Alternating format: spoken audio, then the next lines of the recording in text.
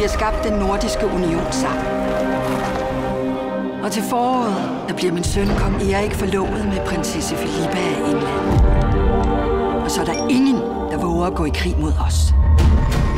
Deres Majestet, jeg kommer rett fra Gravlands. Jeg mødte en mand der. Kong Olaf. Min søn er død. Olaf døde for 15 år siden. Der er nogen, der prøver at ramme os.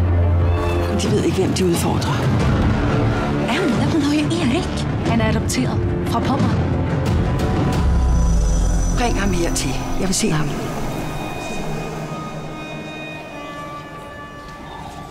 Mine herrer, tillad mig at spørge om deres navn. Jeg er kong Oluf Håkonsson. Hvem er det, som sitter på min trone? Hvem er det?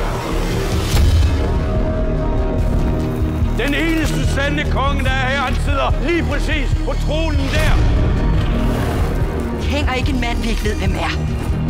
Den mand er ikke din søn. Du gav ham en smuk begravelse. Ja, men jeg så ham aldrig død. Du og Erik har hele Nordsopbakken. Vil du se det hos dig? Når jeg slæbte et æsel herinde nu, så ville du tro, det var din søn. En mor, der ikke kan genkende sit eget barn. Jeg prøver at finde ud af, hvad der skete den dag, min søn døde, Jens. Du husker da, hvem jeg er? Hvad?